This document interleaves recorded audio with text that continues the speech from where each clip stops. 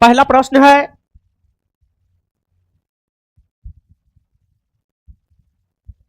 सिकंदर के सेनापति Seleucus Nicator और चंद्रगुप्त मौर्य के बीच युद्ध हुआ। इस युद्ध का वर्णन किस इतिहासकार ने किया है? देखिए, मौर्यों के शासन से पहले या मौर्य वंश की स्थापना के पहले, मौर्य वंश की स्थापना के पहले, मौर्य वंश की स्थापना 322 ईस्वी पूर्व में हुई है। मौर्य वंश की स्थापना के पहले भारत के ऊपर सिकंदर ने 326 ईस्वी पूर्व में आक्रमण किया। सिकंदर 19 माह तक भारत में रहा। भारत के उत्तरी पश्चिमी भाग को जीतकर सिकंदर ने अपने साम्राज्य में मिलाने की घोषणा किया, लेकिन सिकंदर 19 माह तक रहने के बाद भारत में 325 ईस्वी पूर्व में स्थल मार्ग से अपने देश को वापस लौट गया। लेकिन जब सिकंदर भारत पर आक्रमण किया था तो सिकंदर का मुख्य सेनापति हुआ करता था सेल्यूकस निकेटर। सिकंदर जब भारत से वापस लौटने लगा तो अपने साम्राज्य का बंटवारा सिकंदर ने अपने सेनापतियों के बीच किया। सिकंदर अपने साम्राज्य का बंटवारा अपने सेनापतियों के बीच किया, जिसमें सिकंदर के मुख्य सेनापति सेल्यूकस निकेटर को भी कुछ भूभाग मिला। लेकिन सिकंदर के वापस लौटने के बाद आगे चलकर 322 ईस्वी पूर्व में मौर्य वंश की स्थापना चंद्रगुप्त मौर्य ने किया, और चंद्रगुप्त मौर्य के गुरु और प्रधानमंत्री चाणक्य हुआ करते थे। चाणक्य की मदद से चंद्रगुप्त मौर्य ने मौर्य वंश की स्थापना किया, और चाणक्य की मदद से ही चंद्रगुप्त मौर्य ने अपना साम्राज्य विस्तार करना शुरू किया। और जब चाणक्य की मदद से चंद्रगुप्त मौर्य अपने साम्राज्य का विस्तार करना शुरू किया, तो फिर चंद्रगुप्त मौर्य का सामना 305 ईस्वी पूर्व में सेल्यूकस निकेटर के साथ हुआ। यानी सिकंदर के सेनापति सेल्यूकस निकेटर और चंद्रगुप्त मौर्य के बीच युद्ध अगर देखा जाए तो सिकंदर के सेनापति सेल्यूकस निकेटर और चंद्रगुप्त मौर्य के बीच युद्ध 305 ईस्वी पूर्व में हुआ। 305 ईस्वी पूर्व में हुआ, और 305 ईस्वी पूर्व में जो दोनों के बीच युद्ध हुआ, उस युद्ध में चंद्रगुप्त मौर्य की जीत हुई। जिसका गुरु चाणक्य जैसा हो उसकी जीत निश्चित तौर पर होती ही होती है। चंद्रगुप्त मौर्य की जीत हुई, और इस युद्ध के बाद दोनों के बीच समझौता हुआ। इस समझौता के तहत सेल्यूकस निकेटर ने काबुल, कंधार, हेरात, मकरान, ये तमाम क्षेत्र ईरान, पाकिस्तान, अफगानिस्तान जैसे क्षेत्रों में था। काबुल, कंधार, हेरात, मकरान, ये सभी क्षेत्र ईरान, पाकिस्तान, अफगानिस्तान जैसे क्षेत्रों में था। सेल्यूकस निकेटर काबुल, कंधार, हेरात, मकरान का क्षेत्र चंद्रगुप्त मौर्य को दे दिया। और इतना ही नहीं, बल्कि सेल्यूकस निकेटर को लगा कि चंद्रगुप्त मौर्य काफी योग्य है, और फिर सेल्यूकस निकेटर ने अपनी पुत्री हेलेना का विवाह चंद्रगुप्त मौर्य के साथ किया, और हेलेना ही साड़ी पहनकर पहली बार भारत में आई, और वहीं से भारत में साड़ी पहनने की परंपरा की शुरुआत हुई, जो कि उत्तर भारत में आज के डेट में महिलाओं का एक लोकप्रिय वस्त्र है, साड़ी। चंद्रगुप्त मौर्य को काबुल, कंधार, हेरात, मकरान मिला इस युद्ध को जीत करके, और एक हेलेना नामक सुंदर कन्या मिली। और चंद्रगुप्त मौर्य ने समझौता के तहत 500 हाथी सेल्यूकस निकेटर को दिया। 500 हाथी सेल्यूकस निकेटर को दिया। चंद्रगुप्त मौर्य और सेल्यूकस निकेटर के बीच जो 305 ईस्वी पूर्व में युद्ध हुआ है, इस युद्ध का वर्णन सिर्फ एक यूनानी इतिहासकार एप्पियानस ने किया है। एप्पियानस ने किया है। एप्पियानस ने किया है। यानी इस प्रश्न का उत्तर हो जाएगा एप्पियानस। और जो चंद्रगुप्त मौर्य है, चंद्रगुप्त मौर्य की अगर हम लोग बात करें तो चंद्रगुप्त मौर्य को सेंड्रोकोटस कहा जाता है। चंद्रगुप्त मौर्य को एंड्रोकोटस कहा जाता है। चंद्रगुप्त मौर्य को सेंड्रोकोटस कहा जाता है। चंद्रगुप्त मौर्य को सेंड्रोकोटस यूनानी विद्वान जस्टिन ने कहा है। फिर चंद्रगुप्त मौर्य को एंड्रोकोटस कहा जाता है। एंड्रोकोटस कहा जाता है। और चंद्रगुप्त मौर्य को एंड्रोकोटस प्लूटार्क ने कहा है। प्लूटार्क ने कहा है। चंद्रगुप्त मौर्य को सेंड्रोकोटस और एंड्रोकोटस भी कहा जाता है, जिसमें चंद्रगुप्त मौर्य को सेंड्रोकोटस जस्टिन ने कहा है और एंड्रोकोटस प्लूटार्क ने कहा है।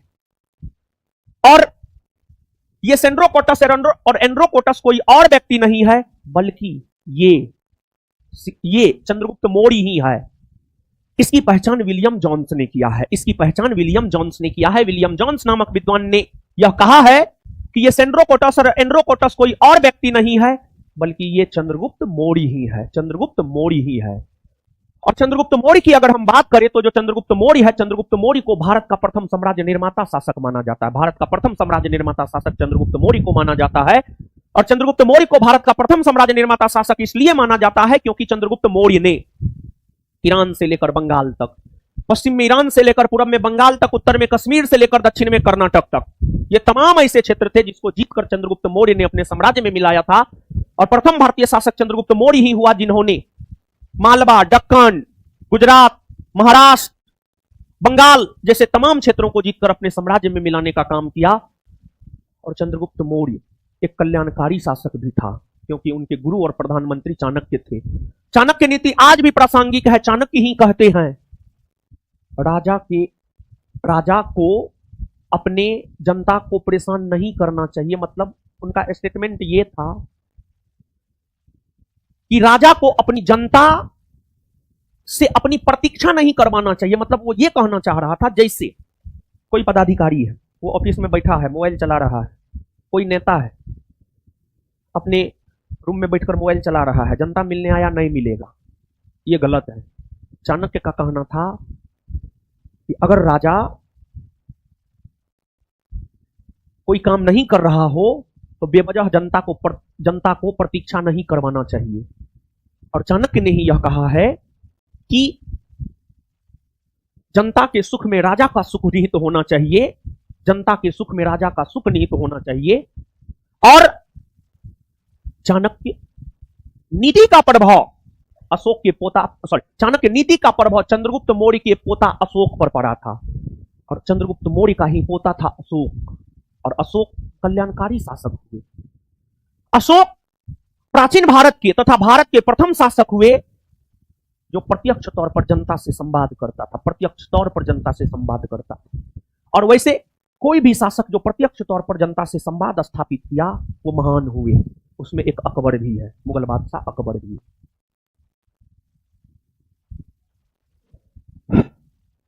अगला प्रश्न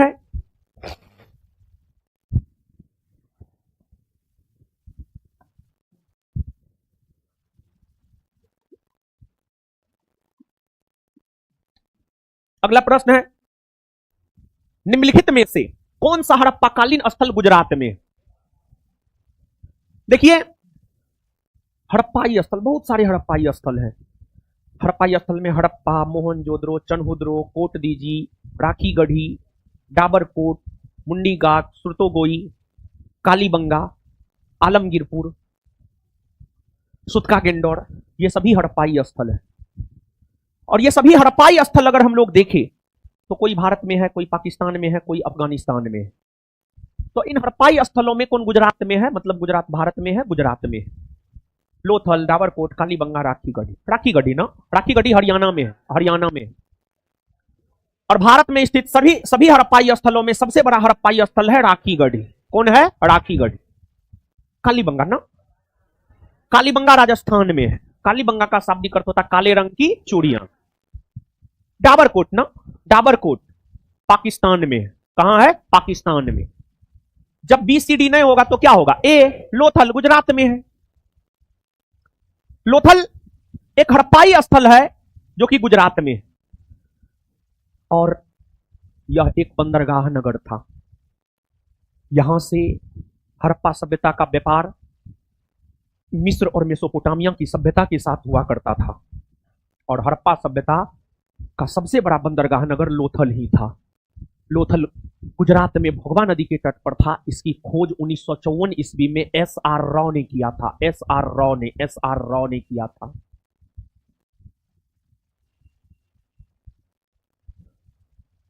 गौतम बुद्ध द्वारा अपने धर्म में दीक्षित किया जाने वाला अंतिम व्यक्ति निम्नलिखित में से कौन था? आनंद, सारीपुत्र, मोगलान, सुभद। देखिए, गौतम बुद्ध ज्ञान प्राप्ति से लेकर, गौतम बुद्ध को जब ज्ञान की प्राप्ति हुई तो ज्ञान प्राप्ति के बाद गौतम बुद्ध ने सर्वप्रथम बौद्ध धर्म में दीक्षित को किसको किया था? मारेंगे, मुझे तोड़ देंगे हम। किसको किया था? जो 5 अनुयायी। बट सब एकदम गोबर गणेश हैं। अरे कोई तो बताओ, खड़ा होके बताइए। हैं? प्रथम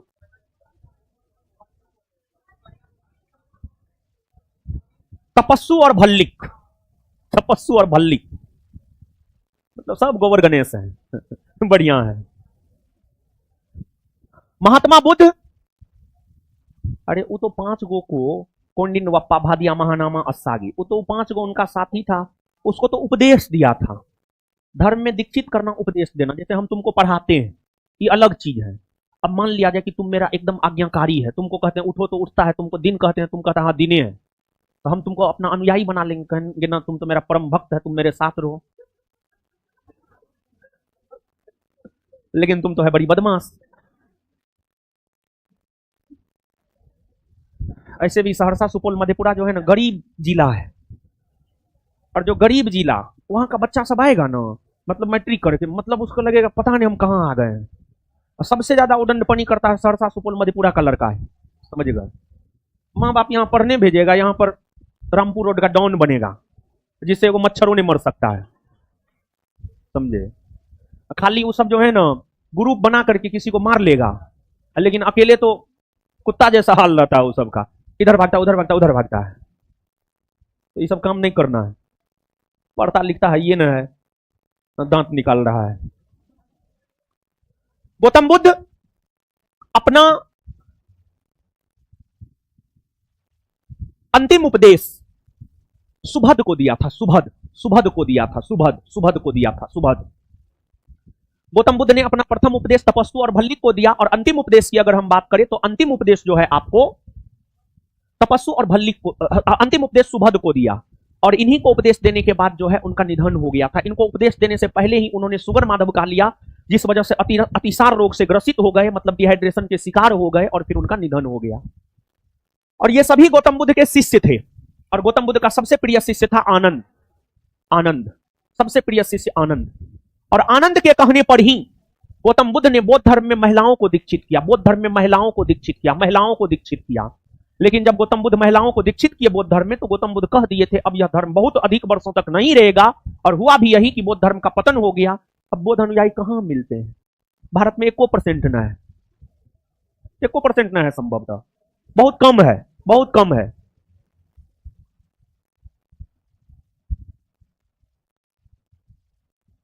निम्नलिखित में से किस स्तूप के तोरण द्वार पर, यानी मुख्य द्वार पर, तोरण द्वार यानी मुख्य द्वार, स्तूप, स्तूप है तो उसका मुख्य द्वार होगा, जैसे क्लासरूम है तो इसका मुख्य द्वार है ना जी, मंदिर हो मस्जिद हो तो उसका मुख्य द्वार निश्चित तौर पर, तोरण, तोरण मतलब मुख्य तौर पर मुख्य द्वार। किस स्तूप के तोरण द्वार पर अशोक एवं उसकी 2 नारियों के साथ बोधि वृक्ष तीर्थ यात्रा का अंकन मिलता है? मतलब 2 नारी, मतलब 2 पत्नी, उसके साथ 2 नारी 2 पत्नी होगा, हाँ 2 पत्नी होगा, 2 पत्नी होगा, हाँ पत्नी होगा। कुछ स्रोत लिखता है अशोक की 4 पत्नी थी, कुछ स्रोत लिखता है अशोक की 5 पत्नी थी। पहले राजा का 1 से अधिक पत्नी हुआ करता था। राजा दशरथ की देखिए 3 पत्नी, बिंबिसार देखिए ना 500 पत्नी, चंद्रगुप्त मौर्य की 1 से अधिक पत्नी, अशोक की 1 से अधिक पत्नी, अकबर की 1 से अधिक पत्नी, जहांगीर की, शाहजहां की 1 से अधिक पत्नी, अंबेडकर साहब की भी 2 पत्नी थी, भीमराव अंबेडकर की भी 2 पत्नी थी। जानते थे आप ये बात? हमसे पढ़े होंगे तो जानते होंगे। तो अशोक की 5 पत्नी, देवी, कारुबाकी, अरुंधति, पद्मावती, तिस्यारक्षा, देवी, कारुबाकी, असंधिता, पद्मावती, तिस्यारक्षा, ये सब अशोक की पत्नी थी।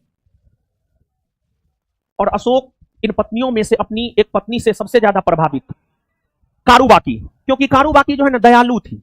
महिला सामान्य तौर पर दयालु नहीं होती है, महिला सिर्फ अपने परिवार के लिए दयालु होती है। जैसे हमारी मां है तो हमारे लिए खूब दयालु, दूसरे के लिए ना है, समझे। दयालु मतलब होता है सबके लिए दया का भाव रखना, सबके लिए सहायता का भाव रखना, उसी को दयालु कहा जाता है, और होना चाहिए ऐसा, समझ गए। तो अकबर, तो अशोक तीर्थ यात्रा पर निकले थे, और जब अशोक बौद्ध धर्म को अपना लिए ना, तो बौद्ध धर्म को अपनाने के बाद अशोक तीर्थ यात्रा पर निकले थे, तीर्थ यात्रा पर निकले थे। तो अशोक अपने तीर्थ यात्रा के क्रम में बोधि वृक्ष का भी यात्रा किया था। बोधि वृक्ष, जिस बोधि वृक्ष के नीचे गौतम बुद्ध तपस्या किए, तो उस बोधि वृक्ष का भी यात्रा किया था। तो अशोक बोधि वृक्ष की यात्रा किया था। इसका अंकन, इसका अंकन किस स्तूप में मिलता है? तो इसका अंकन मिलता है मध्य प्रदेश के रायसीना जिला में स्थित सांची स्तूप में, और इस स्तूप का निर्माण भी महान मौर्य सम्राट अशोक ने ही करवाया था, महान मौर्य सम्राट अशोक ने ही करवाया था। निम्नलिखित में से कौन कनिष्क प्रथम के दरबार में नहीं गया था? कनिष्क प्रथम या कनिष्क बात बराबर है। प्राचीन काल में भारत के ऊपर हिंद यूनानी शक पहलव कुषाण आक्रमण हुआ। कुषाणों ने भारत पर आक्रमण किया, भारत को जीता, भारत पर शासन किया। कुषाण वंश के संस्थापक कुजुल कड़फिसस का उत्तराधिकारी भीम कड़फिसस का उत्तराधिकारी कनिष्क या कनिष्क प्रथम, जो कि कुषाण वंश का तीसरा और सबसे महान शासक हुआ। कनिष्क प्रथम के दरबार में कई सारे विद्वान रहते थे, वसुमित्र, अश्वघोष, पार्श्व, चरक, ये सभी कनिष्क के दरबार में रहते थे। ये सभी कनिष्क के दरबारी थे। लेकिन इस ऑप्शन के अकॉर्डिंग अगर देखा जाए, विशाख दत्त कनिष्क के दरबारी नहीं थे, कनिष्क के दरबार में नहीं गए थे, बल्कि विशाख दत्त गुप्तकालीन नाटककार थे। गुप्त काल के नाटककार थे विशाख दत्त, जिन्होंने देवी चंद्रगुप्तम और मुद्रा राक्षस की रचना की है, किया है। और कनिष्क प्रथम या कनिष्क के समय में ही चतुर्थ बौद्ध सम्मेलन कश्मीर के कुंडल वन में हुआ था, जिसकी अध्यक्षता वसुमित्र ने किया था और जिसके उपाध्यक्ष बने थे अश्वघोष।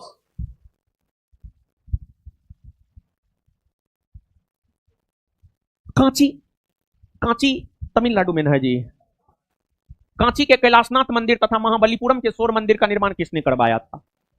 कांची के कैलाशनाथ मंदिर और महाबलीपुरम के सौर मंदिर का निर्माण नरसिंह वर्मन द्वितीय ने करवाया था। और यह सब जो मंदिर था, द्रविड़ शैली में निर्मित मंदिर था। द्रविड़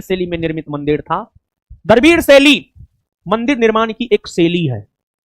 और द्रविड़ शैली ही मंदिर निर्माण की एक शैली नहीं है, बल्कि द्रविड़ शैली, नागर शैली, बेसर शैली, ये सभी मंदिर निर्माण की शैली है। नागर, बेसर, द्रविड़।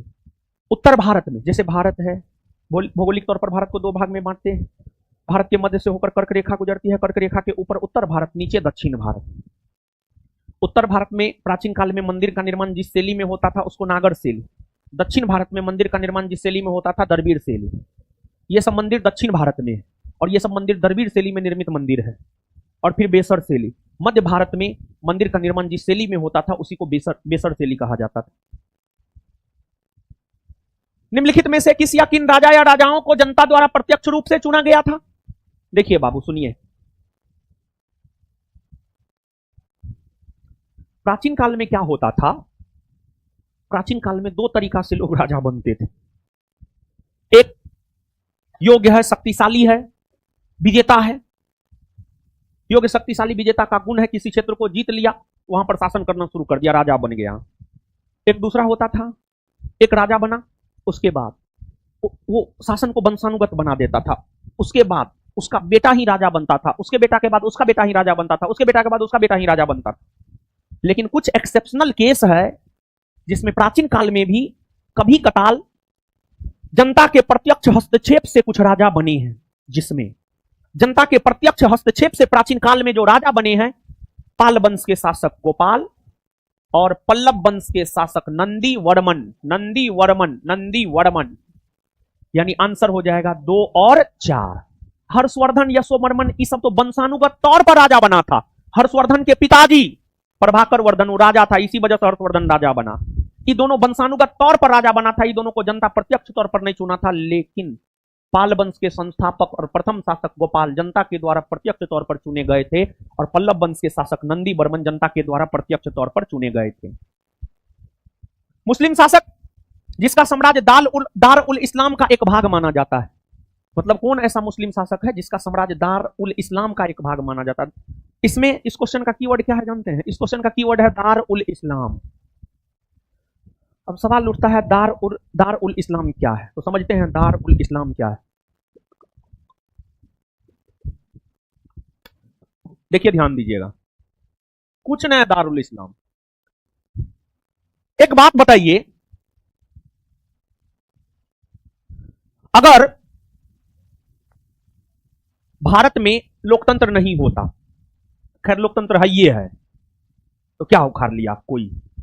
मोदी जी जाकर के राम मंदिर का उद्घाटन कर लिए, कोई क्या कर लिया? या फिर मोदी जी अपने भाषण में बोल देते हैं कि कपड़ा से लोगों को पहचाना जा सकता है। मतलब हिंदू मुस्लिम वाला बात मोदी जी अपने भाषण में करते हैं। जैसे हाल फिलहाल में वो बयान दिया, वो भी विवादित ही है। मतलब मोदी जी का इशारा इस और था कि मुसलमान सब जो है अभी भी पंजरे बनाने पर अटका हुआ है, और ये बप कानून ला करके जो है हम मुसलमान को योग्य बनाएंगे, शिक्षित बनाएंगे। लेकिन ऐसा थोड़े है कि मुसलमान सब शिक्षित ना है। ठीक है, थोड़ा साक्षरता कम है, उन लोगों में पढ़ाई का महत्व कम है। जैसे हम अपने गांव में भी देखते हैं, हम लोग के पूर्वज जो है मुसलमान को जो है बीच गांव में बसाए हैं, उन लोगों को देखते हैं मतलब पढ़ा लिखा ना के बराबर है, ना के बराबर पढ़ा लिखा है। सब सऊदी जाता है, कमाता है, बड़का बड़का घर पीट लिया है। ठीक है, तो ठीक ही है, गड़बड़ क्या है? विकास हुआ है, विदेश से पैसा देश में है, अच्छी ये बात है, ये समझे। तो मतलब जिस विचारधारा का शासक वैसा कानून, वैसा कानून, वैसा कानून, वैसा कानून, और उसी कानून के तहत शासन देश में होना। यानी हिंदू राजा है तो हिंदू कानून के तहत देश में शासन का होना। अब देखिए दारुल इस्लाम, दारुल इस्लाम का मतलब होता है इस्लामी कानून। दारुल इस्लाम का मतलब होता है इस्लामी कानून।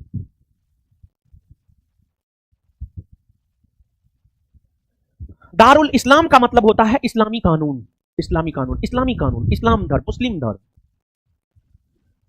इस्लाम धर्म में कुरान को आधार बनाकर शासन किया जाता है, हदीस को आधार बनाकर शासन किया जाता है। तो कुल मिलाकर के क्वेश्चन ये पूछ रहा है कि कौन मुस्लिम शासक हुआ जो इस्लामी कानून यानी कुरान और हदीस को आधार बनाकर शासन किया। इन शासकों में कौन ऐसा शासक हुआ जो इस्लामी कानून के तहत शासन किया, जो कुरान और हदीस को आधार बनाकर शासन किया? बलबन, रजिया, इल्तुतमिश, नासिरुद्दीन, इल्तुतमिश, इल्तुतमिश, इल्तुतमिश, इल्तुतमिश। और इल्तुतमिश ने, गौर फरमाइएगा, आप लोग पढ़ लेते होंगे ये बात कि बगदाद के खलीफा ने दिल्ली के सुल्तान इल्तुतमिश को सर्वप्रथम खलीफा का उपाधि प्रदान किया। क्यों आप नहीं जानते हैं तो क्यों आप जानिए इस क्वेश्चन से। बगदाद के खलीफा ने इल्तुतमिश को खलीफा की उपाधि इसलिए प्रदान किया और इल्तुतमिश के साम्राज्य को इस्लामी सत्ता की मान्यता इसलिए दिया क्योंकि इल्तुतमिश ने इस्लामी कानून को आधार बनाकर के शासन करना शुरू किया था। और यही रीजन है कि इल्तुतमिश को दिल्ली सल्तनत का वास्तविक संस्थापक भी माना जाता है। और दिल्ली सल्तनत का वास्तविक संस्थापक इल्तुतमिश को इसलिए भी माना जाता है क्योंकि इल्तुतमिश ने ही अपनी राजधानी दिल्ली को बनाकर शासन प्रशासन करना शुरू किया था। रजिया प्रथम मुस्लिम महिला शासिका बनी। रजिया बलबन दिल्ली सल्तनत के प्रथम शासक हुए जिन्होंने सुल्तान के पद के महत्व को बरकरार बनाए रखने के लिए लोह एवं रक्त की नीति अपनाया। सिजदा और पेबोस प्रथा की शुरुआत किया। सिजदा और पेबोस मतलब सुल्तान के सामने सर झुकाना, सिजदा करना, झुककर प्रणाम करना सिजदा। पेबोस पैर को चूमना, मतलब सुल्तान है अपने राज दरबार में बैठा हुआ है, कोई जनता गया, पहले तो सिजदा झुककर सलाम करेगा, फिर उसके पैर को जाकर चूमेगा, समझेगा, पेबोस।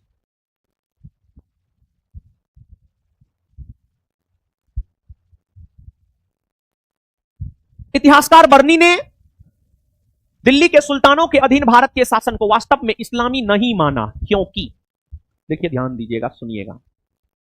बर्नी मध्यकाल के इतिहासकारों में बर्नी का नाम अग्रिम पंक्ति में आता है। बर्नी ने कई सारे साहित्यों की रचना की है। तारीख फिरोज शाही बर्नी की रचना है। बर्नी का मानना था कि दिल्ली के सुल्तानों के अधीन भारत का जो शासन व्यवस्था है वह पूरी तरीका से इस्लामी नहीं है। इतिहासकार बर्नी का मानना था दिल्ली के अधीन सुल्तानों का जो भारत में शासन है वह पूरी तरीका से इस्लामी नहीं है। बर्नी ऐसा इसलिए मानता था क्योंकि दिल्ली सल्तनत के अधीन दिल्ली सल्तनत के अधीन कुतुबुद्दीन ऐबक से लेकर दिल्ली सल्तनत का मतलब 1206 ईस्वी से लेकर के 1526 ईस्वी, कुतुबुद्दीन ऐबक से लेकर के सिकंदर लोदी तक दिल्ली सल्तनत के जो सुल्तान बने, वे सुल्तान क्या करते थे? कुछ सुल्तान जो है इस्लामी कानून कुरान हदीस को आधार बनाकर शासन करता था, और कुछ सुल्तान क्या करता था? कुरान हदीस से इतर अपना दूसरा नियम कानून बनाकर के शासन करने लगता था। तो दिल्ली सल्तनत के अधीन कुतुबुद्दीन ऐबक से लेकर सिकंदर लोदी तक के सुल्तानों में से सुल्तानों ने इस्लामिक कानून से इतर अपना भी कानून बनाकर शासन करना शुरू कर दिया था। इसी वजह से बर्नी नामक इतिहासकार यह मानता है कि दिल्ली सल्तनत के अधीन सुल्तानों ने जो भारत में शासन किया वह इस्लामी शासन नहीं है। समझे हैं? आंसर क्या होगा?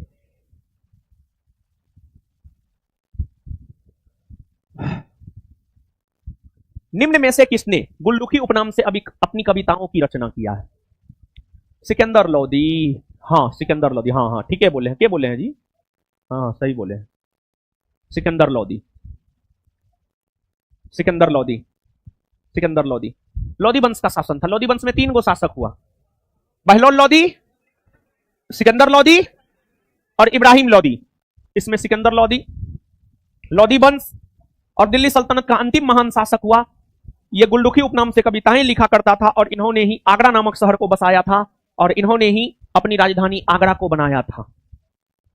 इनके अलावे बहलोल लोदी और इब्राहिम लोदी भी लोदी वंश के शासक हुए, जिसमें बहलोल लोदी ने लोदी वंश की स्थापना किया और इब्राहिम लोदी लोदी वंश के अंतिम शासक हुए। इब्राहिम लोदी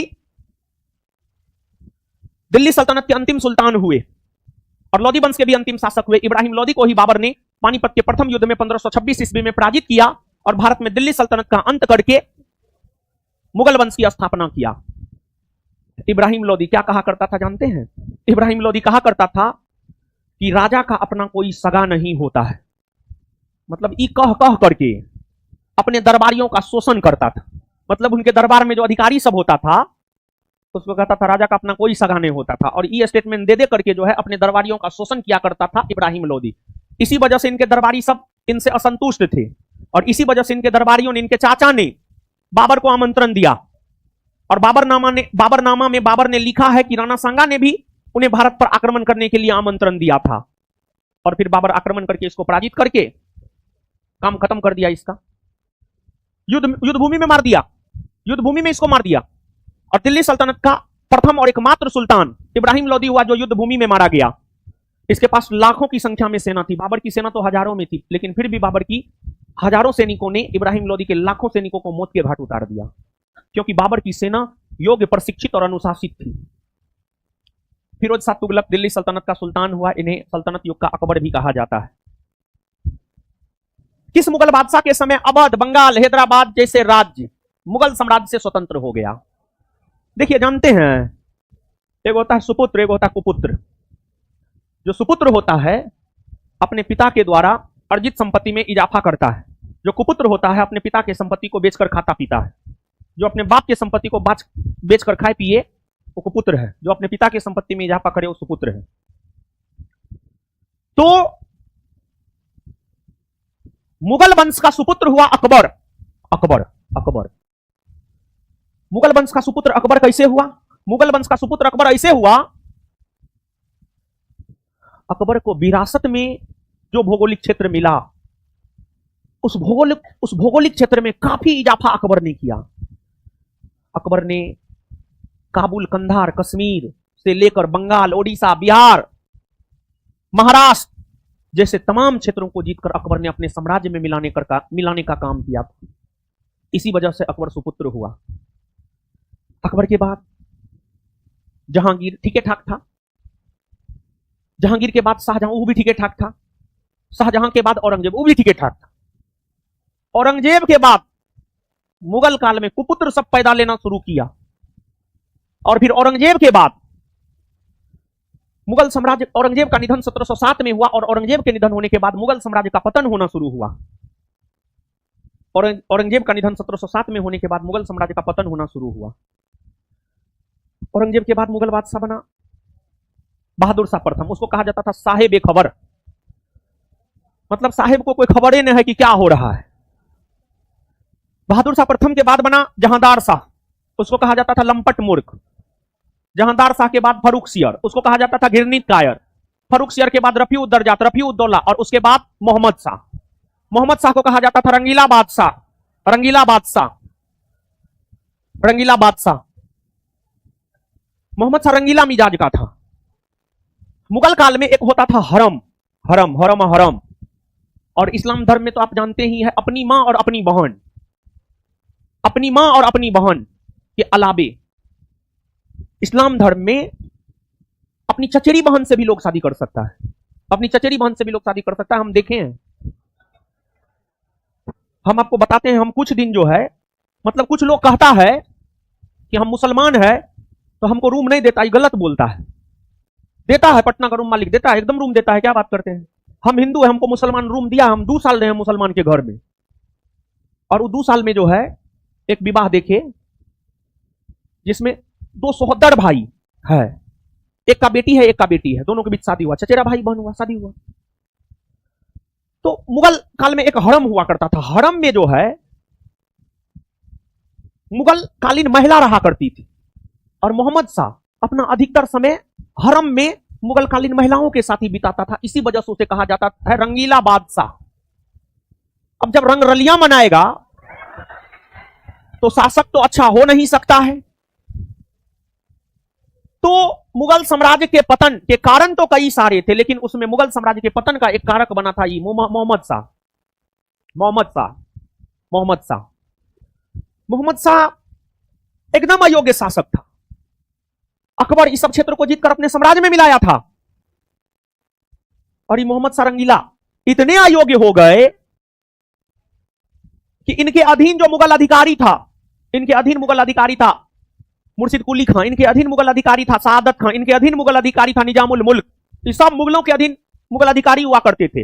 लेकिन जैसे डूबते नौ की सवारी कोई नहीं करता है, वैसे मुगल अधिकारी इनके शासन काल में जो मुगल नौ डूबने वाली थी उसका सवारी करने से मुगल अधिकारियों ने इनकार कर दिया। और इन्हीं के समय में मुगल साम्राज्य से अवध स्वतंत्र हो गया, बंगाल स्वतंत्र हो गया, हैदराबाद स्वतंत्र हो गया। और अवध में स्वतंत्र शासन की स्थापना सादत खां ने किया, बंगाल में मुर्शिद कुली खां ने किया, हैदराबाद में निजामुल मुल्क ने किया।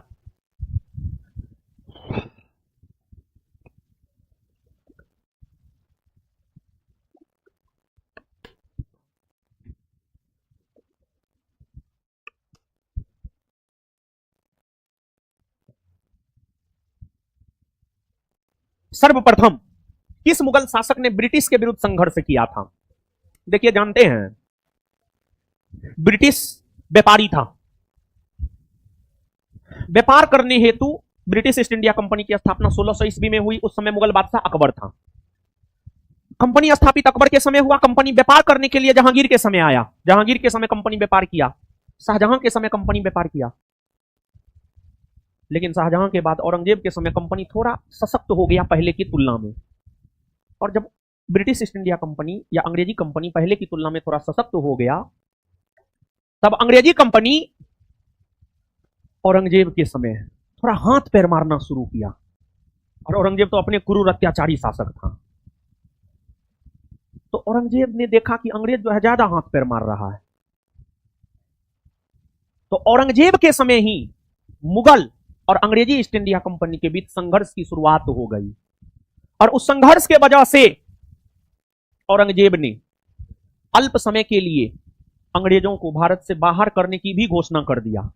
औरंगजेब ने सर जॉन चाइल्ड नामक अंग्रेज को बर्खास्त भी कर दिया भारत से। लेकिन पैसा पैसा पैसा, अंग्रेजी कंपनी ने औरंगजेब को घूस दिया, पैसा दिया, घूस दिया। और जब औरंगजेब को घूस दिया तो फिर औरंगजेब कहा चलिए ठीक है, व्यापार कीजिए, कोई दिक्कत ना है, व्यापार कीजिए, कोई दिक्कत ना है। तो मतलब ऐसा ना है कि आगे घूस चलता है। ये भारत के डीएनए में है, भ्रष्टाचार भारत के डीएनए में है, समझे? आंसर क्या होगा? अच्छा, एगो क्वेश्चन पूछते हैं, जवाब दीजिए। कौन बादशाह अपने पिता को कैद कर लिया था? औरंगजेब। अच्छा, एक बात और बताइए, कौन बादशाह अपनी पत्नी के इशारा पर नाचता था? ऐसे तो सब बादशाह अपनी पत्नी के इशारा पर नाचता था, जहांगीर सबसे ज्यादा नाचता था। ठीक है, आगे बताइए, कौन बादशाह अपनी पत्नी से सबसे ज्यादा मोहब्बत करता था?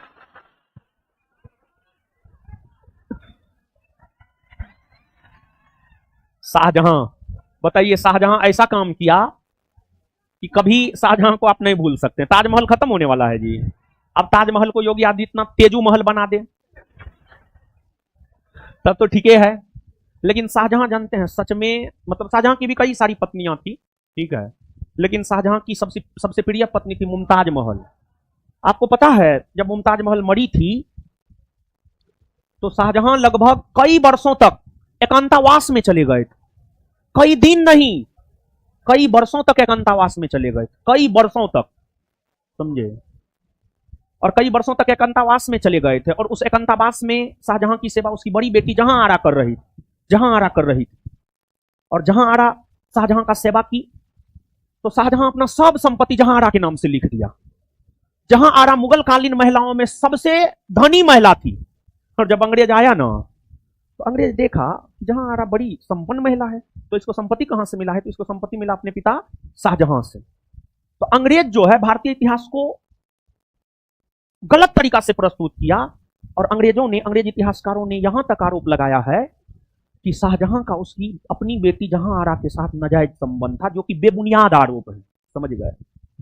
तो इतिहास में जो है सब कुछ बाबू सही नहीं है, क्योंकि भारत के इतिहास को सबसे पहले अंग्रेजों ने लिखा था। अंग्रेजों ने भारतीयों को नीचा दिखाने का काम किया है।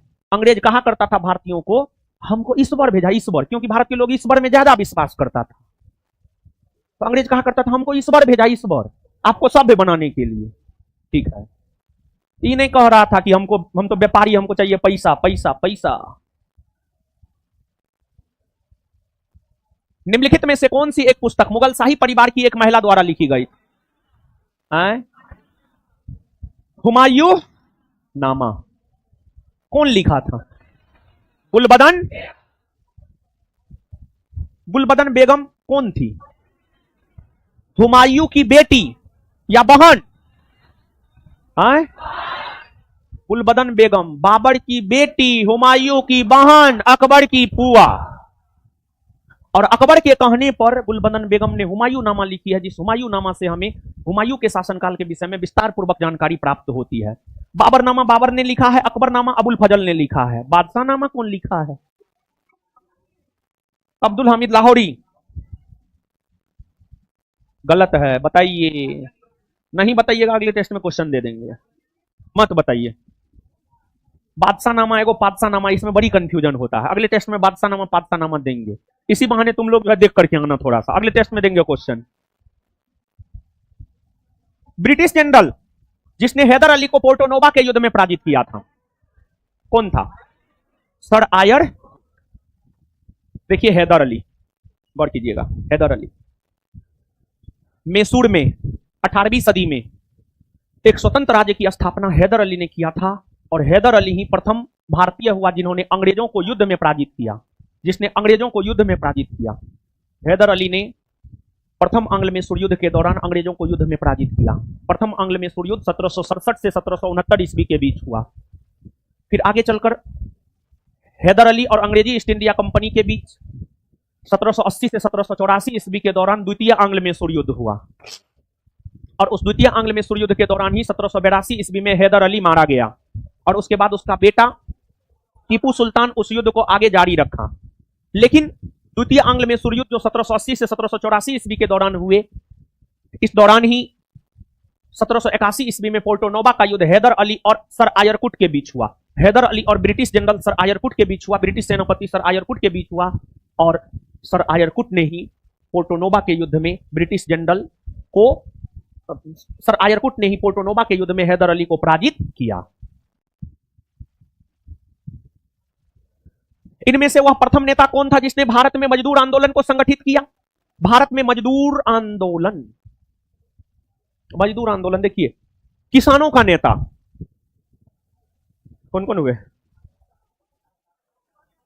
सहजानंद सरस्वती और विद्यानंद, स्वामी विद्यानंद, सहजानंद सरस्वती, ये सब किसानों के नेता हुए। वैसे ही मजदूरों के नेता हुआ करते थे एनएम लोखंडे। उन्होंने ही मजदूर आंदोलन को भारत में संगठित करने का काम किया था, एनएम लोखंडे।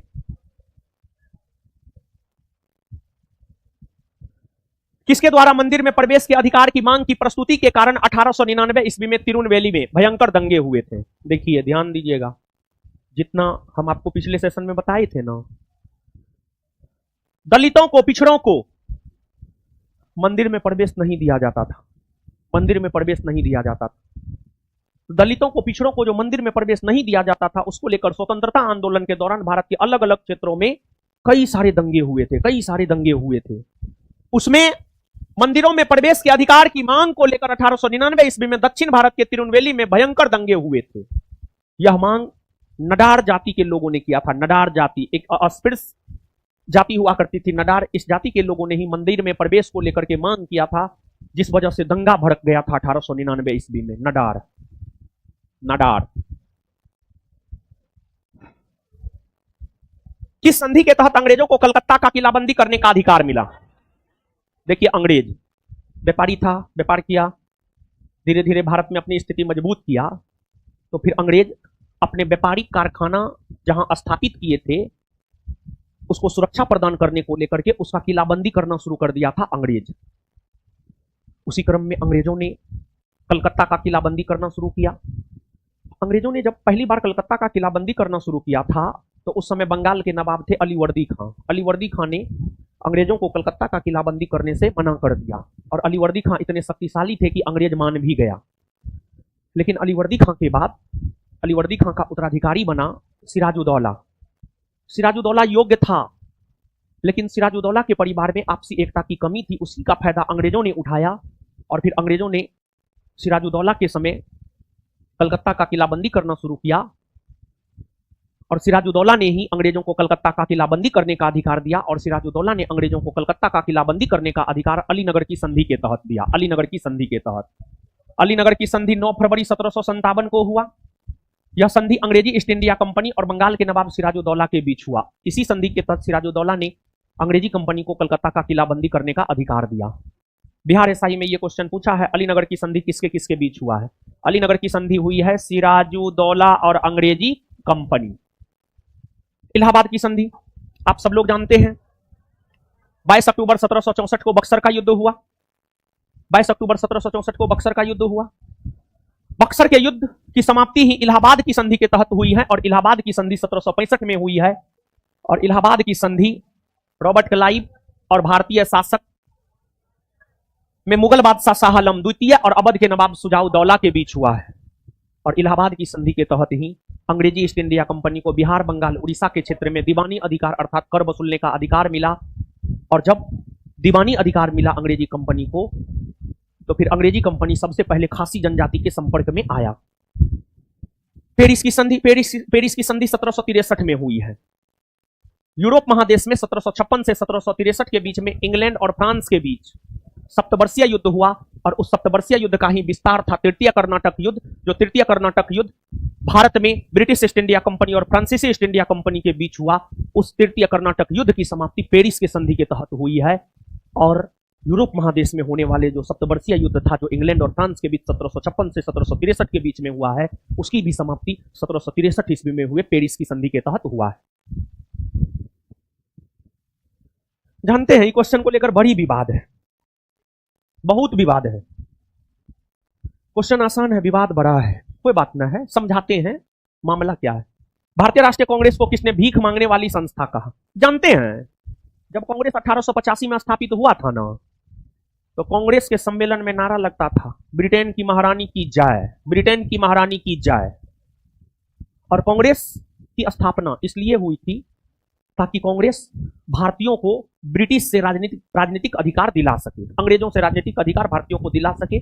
इसी वजह से कांग्रेस की स्थापना हुई, इसी वजह से कांग्रेस की स्थापना हुई। कांग्रेस शुरुआती दौर में अंग्रेजों को कहता था कि बात मान न लीजिए, आप ये अधिकार हमको देना दीजिए। अनुनय विनय प्रार्थना याचना करता था, मतलब हाथ गोर पकड़ करके बात मनमाना, हाथ गोर पकड़ करके बात मनमाना, मतलब कुछ भी करके बात मनमाना, मतलब अच्छे से रिक्वेस्ट करके बात मनमाना। कांग्रेस की इस नीतियों को देखते हुए ही कांग्रेस को भीख मांगने वाली संस्था अरविंद घोष ने कहा है। लेकिन आगे सुनिए, उत्तर प्रदेश के लोअर स्तर पर कोई एग्जाम हुआ है, उसमें यह क्वेश्चन पूछा है, उसमें उत्तर दिया है बोर्ड ने बाल गंगाधर तिलक। फिर एक क्रॉनिकल अच्छा पब्लिकेशन है, उसने भी आंसर दिया है बाल गंगाधर तिलक। अब स्थिति विकट है, क्या कहा जाए। देखिए, कांग्रेस को लेकर अरविंद घोष ने इसे भीख मांगने वाली संस्था कहा है, लेकिन तिलक ने यह कहा है कांग्रेस को लेकर, कांग्रेस को भीख मांगने और अब अपना अधिकार जतलाने में अंतर स्पष्ट करना चाहिए। कांग्रेस को भीख मांगने और अपना अधिकार जतलाने में अंतर स्पष्ट करना चाहिए। मतलब एक प्रकार से तिलक साहब भी यही कहना चाह रहे थे कि कांग्रेस भीखे मांगने वाली संस्था है। लेकिन तिलक साहब का एकदम जो स्टेटमेंट था, कांग्रेस को भीख मांगने और अधिकार जतलाने में अंतर स्पष्ट करना चाहिए, और अरविंद घोष सीधे तौर पर कहा भीख मांगने वाली संस्था है। तो मेरे अकॉर्डिंग अगर आप जाइएगा तो इसका उत्तर अरविंद घोष ज्यादा अप्रोप्रिएट में सही है। ऐसे हम सब डिस्कशन बोल दिए, ऑप्शन के अकॉर्डिंग जो मारना होगा मारिएगा आप। अब देखिए तिलक साहब क्या कहना चाहते थे जानते हैं? जैसे देखिए, सुनिए, जैसे एक एग्जांपल दे रहे हैं,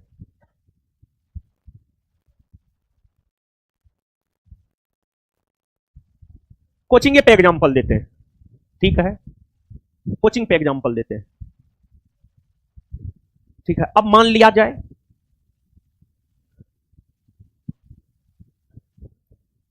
कौन चीज पे एग्जांपल, हम तो चाहते बीपीएससी पे एग्जांपल दे। स्टेटमेंट लिख देते हैं तिलक साहब का। विपिन चंद्र पॉल कहा था, क्या कहा था? दया याचना वाली संस्था है, हाँ। टिके थे कांग्रेस को भीख मांगने और अधिकार जतलाने में अंतर स्पष्ट करना चाहिए। भीख मांगना अलग चीज है, अधिकार जतलाना अलग चीज है। जैसे एक एग्जांपल सुनिए, जैसे आप 200 रुपया का रसीद कटवाए 1 महीना 20 टेस्ट देने के लिए, ठीक है, आप रसीद कटवा लिए, हम आपको टेस्ट नहीं करवा रहे हैं, तो आप अधिकार से कह सकते हैं, लेकिन कहने का तरीका सही है। आप अधिकार से कह सकते हैं कि सर आप मेरा 200 रुपया ले लिए हैं, आप टेस्ट करवाइए, हमको 20 को टेस्ट जरूर करवाइए। ये अधिकार हुआ, ये अधिकार हुआ। लेकिन मान लिया जाए कि बीपीएससी आंदोलन में धांधली हो गया, ठीक है, अब धांधली हुआ बीपीएससी आंदोलन में, केस उस हुआ, कोर्ट में केस गया। अब हम कह दिए आपको कि हमारे पास सबूत है, आप कहिएगा आपके पास सबूत है तो आप कोर्ट में सबूत दीजिए। हम कहेंगे मेरा मन हम नहीं देंगे, हम कहेंगे मेरा मन हम नहीं देंगे, क्योंकि हम स्वयं चाहते हैं कि एग्जाम कैंसिल नहीं हो, क्योंकि उस धांधली में हम भी है 100 करोड़ 1000 करोड़ में। तो उस कंडीशन में आप कुछ नहीं कर सकते हैं। ज्यादा से ज्यादा विद्यार्थी आप हमसे मिलकर के हाथ पर पकड़िएगा, नहीं सर मेरे भविष्य का सवाल है, दे दीजिए आप सबूत, एकदम दे दीजिए सबूत आप सर। हाथ पर पकड़ के भीख मांगिएगा, मन होगा देने का देंगे, नहीं मन होगा नहीं देंगे, समझे बात को? तो ये हाथ पर पकड़ के अपनी मांग को मनमाना, देने का मन होगा देंगे। अंग्रेज शक्तिशाली था, नहीं देने का मन होता था नहीं देता था, देने का मन होता था देता था।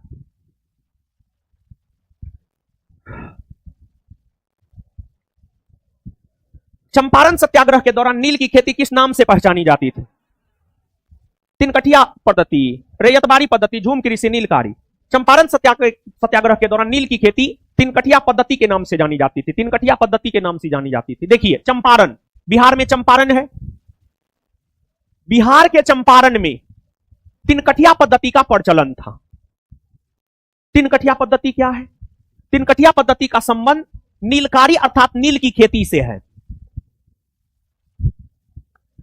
नील की खेती करना किसानों के लिए हानिकारक होता था, कई सारे रीजन थे। एक तो नील की खेती करने से खेत की उर्वरा शक्ति मर जाती थी, इसी वजह से किसान नील की खेती नहीं करना चाहता था। दूसरा, नील का एकमात्र खरीदार था जिस वजह से किसानों को उचित मूल्य नहीं मिल पाता था। तीसरा, नील की खेती का एकमात्र खरीदार था जिस वजह से उचित मूल्य नहीं मिल पाता था। तीसरा, कृत्रिम नील की खोज हो चुकी थी जिस वजह से भारतीय नील की मांग अंतरराष्ट्रीय बाजार में कम पड़ गई। ये तमाम रीजन थे जिस वजह से भारत के किसान नील की खेती नहीं करना चाहते थे। चंपारण में एक प्रथा प्रचलित थी, तिनकठिया प्रथा, चंपारण में अंग्रेजों ने यह कानून बना रखा था कि अगर किसी किसान के पास 20 कट्ठा जमीन है तो उसमें से 3 कट्ठा जमीन पर उसे नील का खेती करना ही होगा। चंपारण के क्षेत्र में अंग्रेजों ने एक कानून लागू कर रखा था कि अगर किसी के पास 20 कट्ठा जमीन है तो उसमें 3 कट्ठा जमीन पर या इस रेशियो में आपको नील की खेती करना होगा। इसी को 3 कठिया प्रथा कहा गया। 3 कठिया प्रथा को समाप्त करने के लिए ही महात्मा गांधी ने चंपारण सत्याग्रह किया। गांधी जी चंपारण के किसान नेता राजकुमार शुक्ल के कहने पर चंपारण आए और सत्याग्रह का आयोजन किया। और चंपारण सत्याग्रह के दौरान गांधी जी के खिलाफ षड्यंत्र भी हुआ, लेकिन बतक मियां ने उनका जान बचा दिया। और चंपारण सत्याग्रह 3 कठिया प्रथा को समाप्त करने को लेकर महात्मा गांधी ने किया और चंपारण सत्याग्रह से 3 कठिया प्रथा समाप्त हुआ। अर्थात गांधी जी के नेतृत्व में चंपारण सत्याग्रह सफल रहा और गांधी जी के नेतृत्व में भारत में होने वाला यह प्रथम सत्याग्रह था। रैयतबारी पद्धति वैसी पद्धति जिस पद्धति के अंतर्गत किसान स्वयं अंग्रेजी कंपनी के राजकोष में भू राजस्व जमा किया करता था, उसी को रैयतबारी पद्धति कहा गया। इसका जन्मदाता थॉमस मुनरो और कैप्टन रीड। झूम कृषि वैसी कृषि जिसके अंतर्गत स्थान बदल बदल कर कृषि कार्य की जाती है, उसी को झूम कृषि कहते हैं।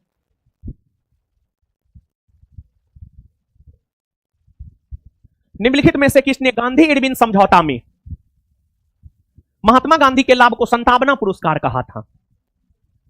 देखिए ध्यान दीजिएगा, महात्मा गांधी और लॉर्ड इरविन के बीच 5 मार्च 1931 को समझौता हुआ था। महात्मा गांधी और इरविन के बीच 1931 के समय भारत के वायसराय थे इरविन, भारत के कांग्रेस के नेता गांधी जी और भारतीय वायसराय इरविन के बीच 5 मार्च 1931 को समझौता हुआ, जिसे गांधी इरविन समझौता कहते हैं। देखिए गांधी जी 12 मार्च 1930 को सविनय अवज्ञा आंदोलन की शुरुआत की है। गांधी जी जो सविनय अवज्ञा आंदोलन की शुरुआत की है, उस आंदोलन में गांधी जी ने आम जनता से यह आह्वान किया कि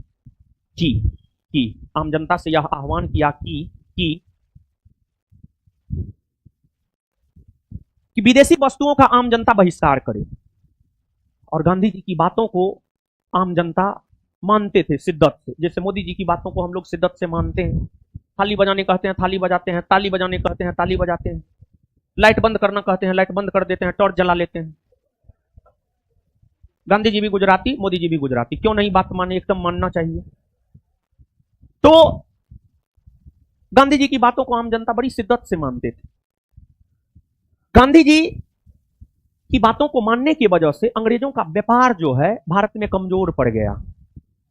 अपनी व्यापार को अंग्रेज फिर से भारत में बहाल करने के लिए गांधी जी के साथ समझौता किया और उस समय भारतीय वायसराय इरविन थे। तो इसी वजह से गांधी और इरविन के बीच समझौता हुआ। इस समझौता के तहत गांधी जी की हर बात को अंग्रेजों ने स्वीकार किया और बदले में गांधी जी सविनय अवज्ञा आंदोलन को कुछ समय के लिए स्थगित कर दिए।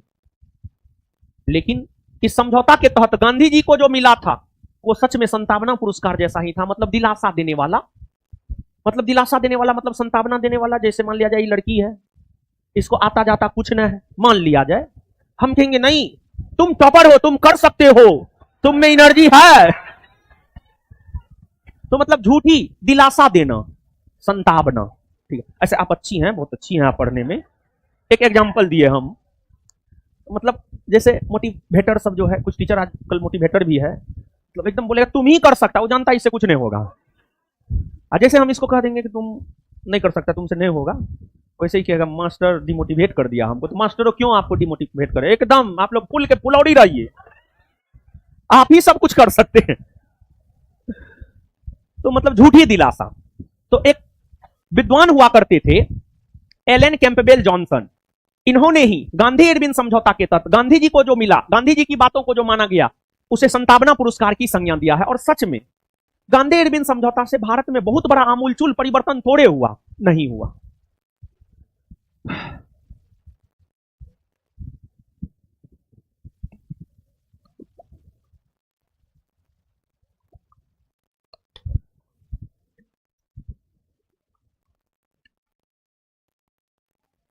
निम्न विद्वानों में से किस एक ने सुझाव दिया है कि पृथ्वी की उत्पत्ति गैसों और कणों से हुई? पृथ्वी की उत्पत्ति में गैस और कण, जलवाष्प, इस सब का योगदान है, ऐसा मानना था ओसिम्ड नामक विद्वान का। ओसिम्ड ओ सिम्ड, सिमड। इंटरट्रॉपिकल कन्वर्जेंस जोन, एक निम्न वायुदाब पेटी स्थित है। देखिए बाबू, एक बात आप समझिएगा। देखिए पृथ्वी को लगभग आप गोलाकार मान सकते हैं। पृथ्वी, संपूर्ण पृथ्वी को 179 अक्षांश और 360 देशांतर रेखा में बांटा गया है। 179 अक्षांश रेखाओं में एक अक्षांश रेखा होता है 0 डिग्री अक्षांश रेखा। 0 डिग्री अक्षांश रेखा को ही हम लोग विषुवत रेखा या भूमध्य रेखा कहते हैं। विषुवत रेखा या भूमध्य रेखा कहते हैं, या अंग्रेजी में इक्वेटर कहते हैं। अंग्रेजी में इक्वेटर कहते हैं। पृथ्वी एक ग्रह है जिसको उष्मा और प्रकाश की प्राप्ति सूर्य से होती है।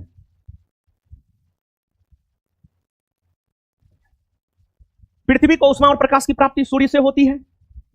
सूर्य की प्रकाश लगभग सालों भर भूमध्य रेखा, विषुवत रेखा या 0 डिग्री अक्षांश रेखा पर सीधी पड़ती है, जिस वजह से यहां गर्मी अधिक होता है।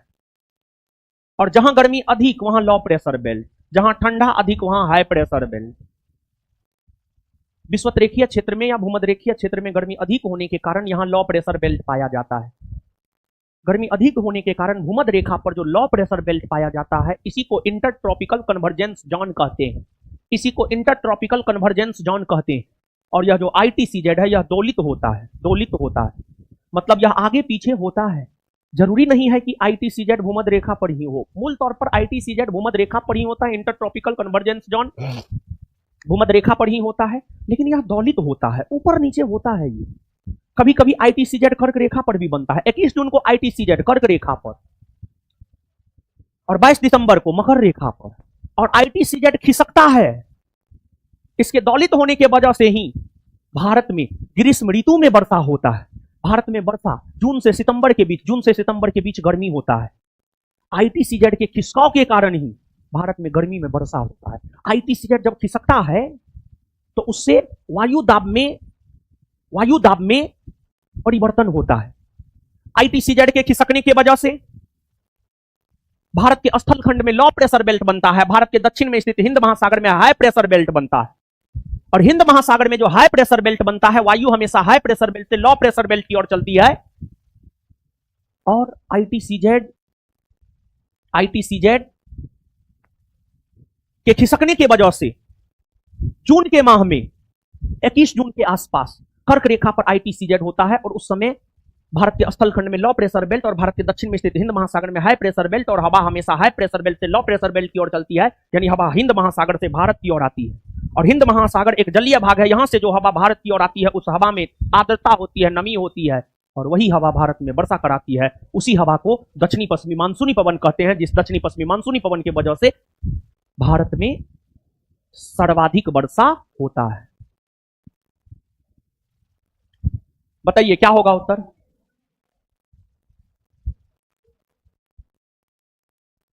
भूमध्य रेखा पर।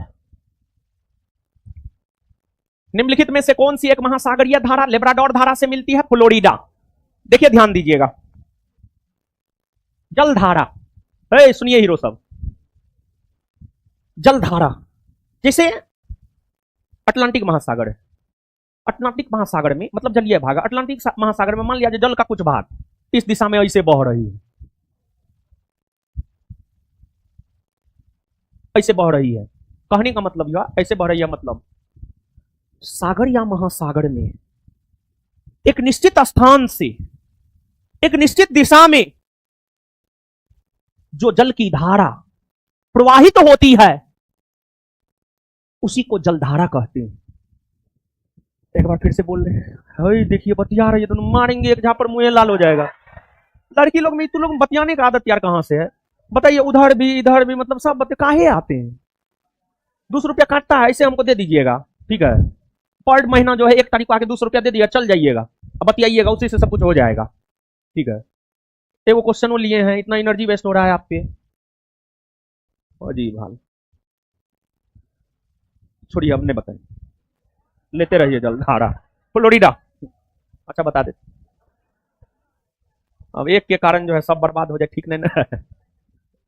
चलिए सुनिए, सागरीय या महासागरीय भाग में एक निश्चित स्थान से निश्चित दिशा की ओर बहने वाली जल की धारा को जलधारा कहते हैं। जलधारा दो प्रकार का होता है, गर्म और ठंडी। विषुवत रेखा से ध्रुव की ओर जो जलधारा चलती है गर्म, और ध्रुव से विषुवत रेखा की ओर जो चलती है ठंडी। अब देखिए क्यूराइल, हम्बोल्ट, पेरू, एल्निनो, पूर्वी ऑस्ट्रेलियाई धारा, ये सभी प्रशांत महासागर की जलधारा है। मेडागास्कर, मोजाम्बिक, पश्चिमी ऑस्ट्रेलियाई धारा हिंद महासागर की जलधारा है। ब्राजील की धारा, फ्लोरिडा की धारा, गल्फ स्ट्रीम, लेब्राडोर, अटलांटिक महासागर की जलधारा है। ये अटलांटिक महासागर है। North America, south America, Europe, Africa के बीच में जो सागर ये भाग है, ये अटलांटिक महासागर है। ये अटलांटिक महासागर है। अब आपको गल्फ ऑफ मेक्सिको से एक धारा की उत्पत्ति होती है जिसे हम लोग फ्लोरिडा की धारा कहते हैं। फ्लोरिडा की धारा, और यही फ्लोरिडा की धारा आगे चल करके गल्फ स्ट्रीम कहलाती है। यही फ्लोरिडा की धारा आगे चलकर गल्फ स्ट्रीम कहलाती है। और ये सब धारा विषुवतरेखीय क्षेत्र से ध्रुव की ओर जा रही है, मतलब गर्म है। वहीं कनाडा के बेफिन की खाड़ी से एक धारा की उत्पत्ति होती है जिसे लेब्राडोर की धारा कहते हैं। लेब्राडोर की धारा कहते हैं। और जो लेब्राडोर की धारा है, लेब्राडोर की धारा कनाडा के पूरब में स्थित न्यूफाउंडलैंड द्वीप के समीप गल्फ स्ट्रीम से मिलती है, जिस गल्फ स्ट्रीम को पहले फ्लोरिडा की धारा के नाम से जाना जाता है। और ये लेब्राडोर की धारा ध्रुवीय क्षेत्र से विषुवत रेखा की ओर आ रही है, मतलब ये ठंडी जलधारा है। ठंडी जलधारा है। फ्लोरिडा जिसे आगे गल्फ स्ट्रीम कहते हैं, ये गर्म, लेब्राडोर ठंडी जलधारा है। जब गर्म और ठंडी जलधारा आपस में मिलती है तो घना कुहासा का निर्माण होता है। घना कुहासा का निर्माण होता है और वहां पर प्लैंक्टन घास का सृजन होता है। प्लैंक्टन घास मछली के लिए भोजन का काम करता है। प्लैंक्टन घास मछली के लिए भोजन का काम करता है। और जहां पर प्लैंक्टन घास ज्यादा होगा वहां मत्स्य उत्पादन ज्यादा होगा। न्यूफाउंडलैंड द्वीप के समीप प्लैंक्टन घास है, वहां मत्स्य उत्पादन काफी ज्यादा होता है। समझ गए ना? रुकबा झील क्षेत्र तंजानिया। तंजानिया अफ्रीका महादेश में न है? हो है? कहां है जी तंजानिया? तंजानिया कहां है? केनिया के नीचे में। हाँ सही पकड़े। तंजानिया अफ्रीका महादेश का एक देश है तंजानिया। रुकबा झील क्षेत्र तंजानिया में है। रुकबा झील का नाम है, रुकबा झील तंजानिया में। किस खनिज उत्पादन के लिए प्रसिद्ध है? रुकबा झील क्षेत्र जो तंजानिया में है कोयला के लिए प्रसिद्ध है। कोयला जानते हैं? एक बात बताते हैं बाबू, सुनिए। झील क्षेत्र सामान्य तौर पर या तो लौह अयस्क या कोयला के लिए प्रसिद्ध होता है, तीसरा चौथा कुछ नहीं। लेकिन रुकबा झील क्षेत्र जो है कोयला के लिए प्रसिद्ध है। कोयला, कोयला। किसे डॉक्टर वायु कहा जाता है? देखिए, एगो दिए हैं गर्म पवन से, एगो दिए हैं ठंडी पवन से। गर्म पवन, ठंडी पवन से एग्जाम में प्रश्न आता है। बिहार एसआई एग्जाम में आया है, सिराको कहां बहने वाली पवन है, खमसिन कहां बहने वाली पवन है। ठीक है, तो आज क्वेश्चन नंबर 25 और 26 दोनों क्वेश्चन बताते हुए गर्म पवन और ठंडी पवन दोनों बता देंगे हम आपको।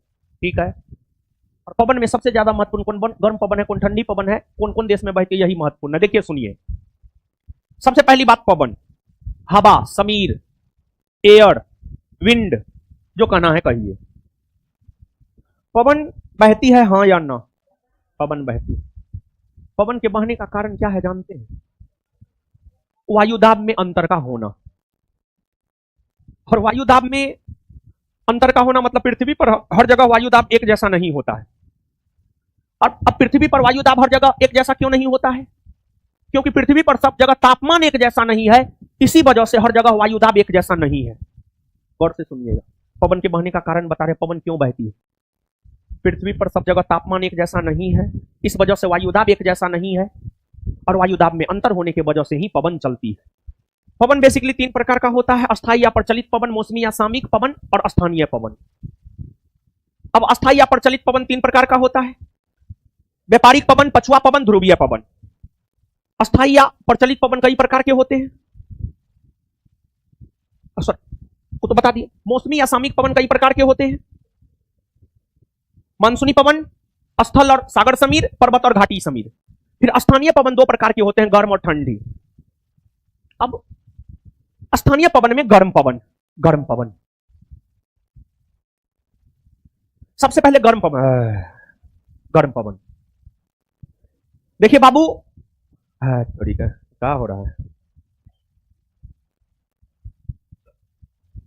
हाँ सबसे पहले ये कनाडा है, ये यूएसए है, ये मेक्सिको है, अर्जेंटीना है, उरुग्वे है।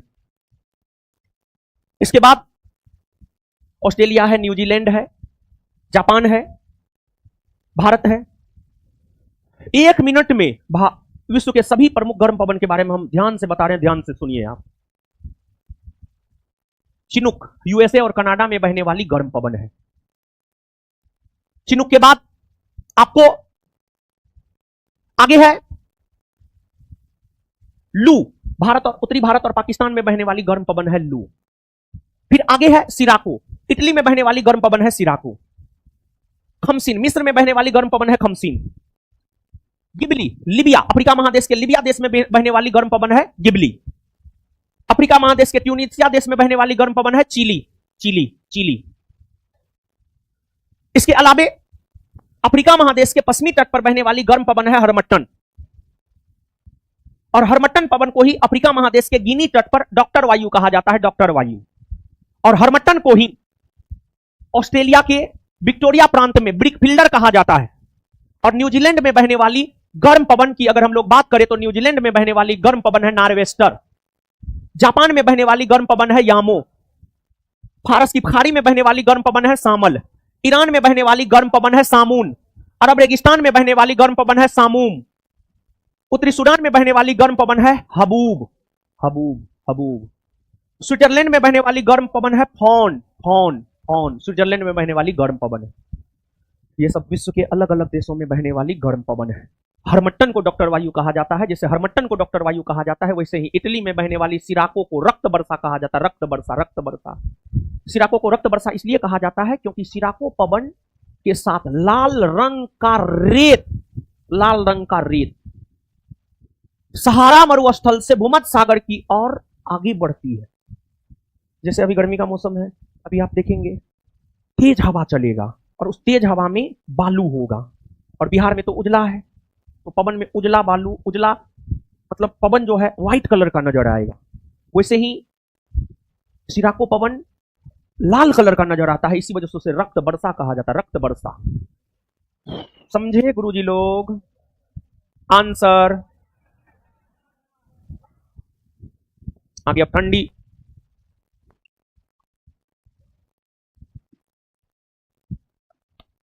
ठंडी पवन देखिए, ठंडी पवन मिस्ट्रल, जोर्डन, दक्षिणी बर्स्टर, गिरिगाले, लेवांटर, बाइज, पापागायो, पेम्पेरो, नोर्टे, ब्लिजार्ड, बुडान, बोरा, ये सभी ठंडी पवन है। यूएसए और कनाडा में बहने वाली ठंडी पवन है ब्लिजार्ड, जिसे हिम झंझावट भी कहते हैं। ब्लिजार्ड या हिम झंझावट यूएसए और कनाडा में बहने वाली गर्म ठंडी पवन है, सॉरी ठंडी पवन है। इस ठंडी पवन को रूस के साइबेरियाई क्षेत्र में बुरान कहते हैं। ब्लिजार्ड या हिम झंझावट जो कि यूएसए और कनाडा में बहने वाली ठंडी पवन है, इस ठंडी पवन को साइबेरियाई क्षेत्र में बुरान कहते हैं, रूस के साइबेरियाई क्षेत्र में बुरान कहते हैं। अब दक्षिणी यूरोप से भूमध्य सागर की ओर बहने वाली ठंडी पवन को गिरिगाले कहते हैं, गिरिगाले कहते हैं। फ्रांस में बहने वाली ठंडी पवन बाइज है। दक्षिणी स्पेन और फ्रांस में बहने वाली ठंडी पवन लेवांटर है, लेवांटर है। यूरोप महादेश के आल्पस पर्वत से भूमध्य सागर की ओर बहने वाली ठंडी पवन मिस्ट्रल है। स्विट्जरलैंड में जोरन, स्विट्जरलैंड में जूरा पर्वत के सहारे बहने वाली ठंडी पवन जोर्डन है, जोर्डन है। फिर इसके बाद ऑस्ट्रेलिया के न्यू साउथ वेल्स में बहने वाली ठंडी पवन दक्षिणी बर्स्टर है। अर्जेंटीना और उरुग्वे में बहने वाली ठंडी पवन टेम्पेरो है। मेक्सिको में बहने वाली ठंडी पवन पापागायो है। दक्षिणी अमेरिका और मेक्सिको में बहने वाली ठंडी पवन नॉर्टे है, नॉर्टे है, नॉर्टे है। समझे? ये क्वेश्चन नहीं था? अच्छा ठीक है, बता दिए हैं ना। अब यहां पर पवन गर्म ठंडी बता दिए। क्या नंबर क्वेश्चन है? सब अगले क्वेश्चन तो है। क्या होगा? बाइज फ्रांस, बोरा इटली, गिरिगाले दक्षिणी यूरोप से भूमध्य सागर की ओर, दक्षिणी यूरोप से भूमध्य सागर की ओर। हो गया। निम्नलिखित सागरों में से कौन सा गाजा स्ट्रिप के पास स्थित है? भूमध्य सागर। भूमध्य सागर देखिए बाबू लोग, ये भूमध्य सागर है, भूमध्य सागर है। और आपको इजराइल, हाँ इधर इधर है इजराइल, इस एरिया में गाजा स्ट्रिप है, भूमध्य सागर के समीप है, भूमध्य सागर के समीप। गोरलाटा चोटी किस पार्ट में स्थित है? गोरलाटा चोटी क्या है जानते हैं? जैसे राजस्थान की सबसे ऊंची पर्वत चोटी कौन है बताइए? गुरु शिखर। गुरु। झारखंड की सबसे ऊंची पर्वत चोटी कौन? पारसनाथ की। मध्य प्रदेश की सबसे ऊंची पर्वत चोटी कौन? धूपगढ़ी। धूपगढ़ी, धूपगढ़ी। इसके बाद तमिलनाडु की सबसे ऊंची पर्वत चोटी कौन है? अनाई मोदी, अनाई मोदी, अनाई मोदी। उसी प्रकार से जो है छत्तीसगढ़, छत्तीसगढ़ की सबसे ऊंची पर्वत चोटी है गोरलाटा चोटी, जिसकी ऊंचाई है 1225 मीटर। और यह गोरलाटा चोटी सामड़ी पाट, छत्तीसगढ़ के सामड़ी पाट जैसे भौगोलिक क्षेत्र में जो है गोरलाटा चोटी स्थित है, जो कि छत्तीसगढ़ की सबसे ऊंची पर्वत चोटी है। मेन पार्ट को छत्तीसगढ़ का शिमला कहा जाता है, मेन पार्ट को छत्तीसगढ़ का शिमला कहा जाता है। हिमाचल प्रदेश से होकर बहने वाली नदियां कौन सी है? देखिए ध्यान दीजिएगा, हिमाचल प्रदेश। ये मानचित्र पर नहीं क्लियर होगा, भारत का मानचित्र है जी का, यहां है। देखिए बाबू लोग, यहां पर हिमाचल प्रदेश है।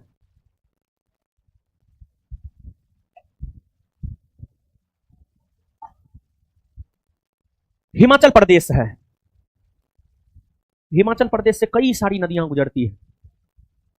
सतलज नदी निकलती है तिब्बत के मानसरोवर झील में, तिब्बत के मानसरोवर झील के बोखरचू हिमनद से, और भारत में प्रवेश करती है। नहीं नहीं सॉरी सॉरी, सतलज नहीं, हम सिंधु का बोल दिए थे, सॉरी सॉरी सॉरी, सिंधु का बोल दिए, सॉरी। सतलज नदी निकलती है तिब्बत के मानसरोवर झील के राकसताल से, और सतलज नदी भारत में प्रवेश हिमाचल प्रदेश से ही करती है।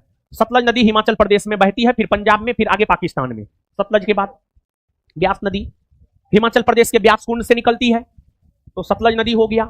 फिर ब्यास नदी हिमाचल प्रदेश के ब्यास कुंड से निकलती है। फिर इसके बाद चिनाब नदी, चिनाब नदी, चिनाब नदी हिमाचल प्रदेश से ही निकलती है। तो चिनाब, ब्यास, सतलज, ये तमाम ऐसी नदियां हैं जो हिमाचल प्रदेश से होकर बहती है।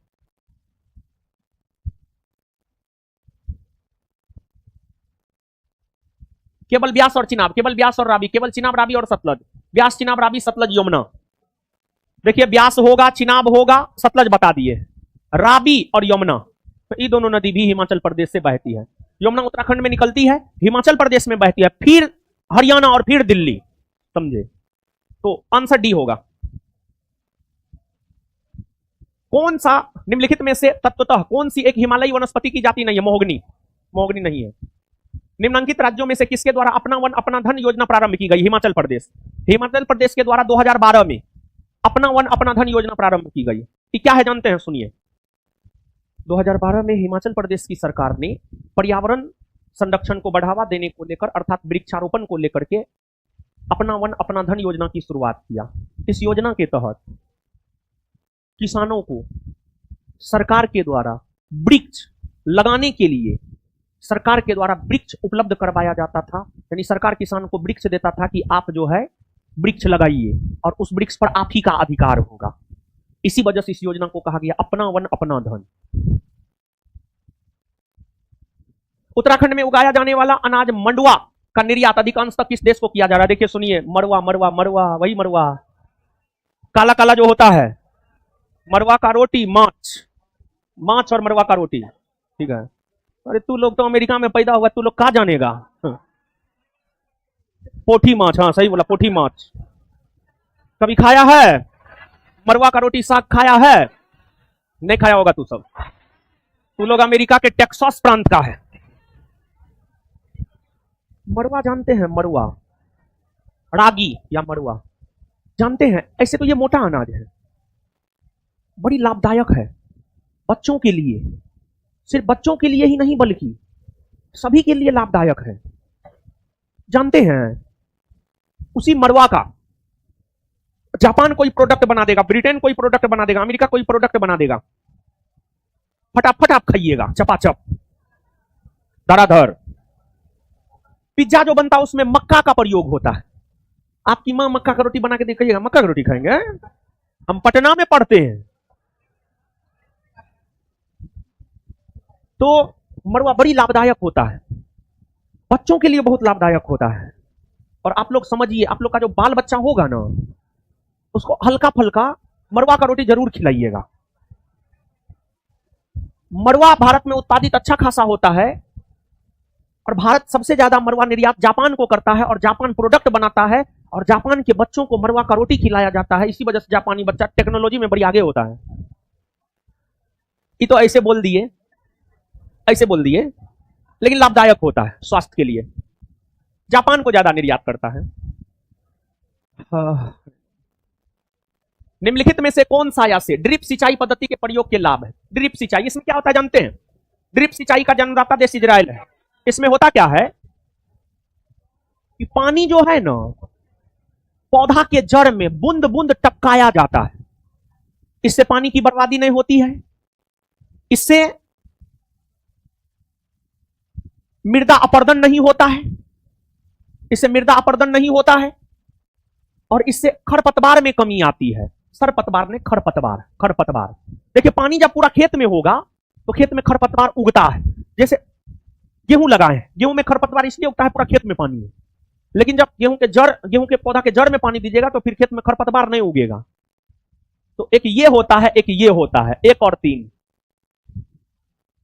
भारत का लौह अयस्क भंडार निम्नलिखित में से किस सेल समूह से संबंधित है? लौह अयस्क, लौह अयस्क धात्विक खनिज हो गया, लौह अयस्क धात्विक खनिज हो गया और धात्विक खनिज के लिए प्रसिद्ध है ध से धात्विक, ध से धारवार चट्टान, ध से धारवार, धारवार। कोयला के लिए प्रसिद्ध है गोंडवाना चट्टान और बिंद चट्टान जो है चूना पत्थर संगमरमर के लिए प्रसिद्ध है, चूना पत्थर और संगमरमर के लिए प्रसिद्ध है।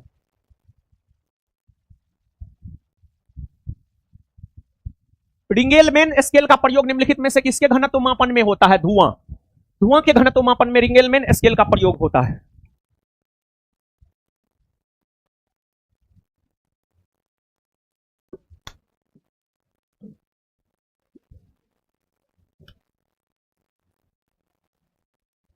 आगे आइए, किस प्रधानमंत्री के कार्यकाल के दौरान भारत के संविधान में नवीं अनुसूची को पुनः स्थापित किया गया था? मतलब जोड़ा गया था। पुनः स्थापित मतलब इंट्रोड्यूस किया जाना, मतलब जोड़ा जाना। नवीं अनुसूची, प्रथम संविधान संशोधन। हम लोगों का संविधान जो है बनकर तैयार 26 नवंबर 1949 को हो गया था, लेकिन लागू 26 जनवरी 1950 को हुआ और हमारे संविधान में संशोधन 1951 ईस्वी से शुरू हो गया, जिसमें प्रथम संविधान संशोधन 1951 में हुआ। इसी संविधान संशोधन के तहत भूमि सुधार अर्थात जमींदारी प्रथा के उन्मूलन हेतु संविधान में नवीं अनुसूची शामिल किया गया। संविधान में नवीं अनुसूची शामिल किया गया और जब शामिल किया गया था तो उस समय हमारे देश के प्रधानमंत्री पंडित जवाहरलाल नेहरू हुआ करते थे।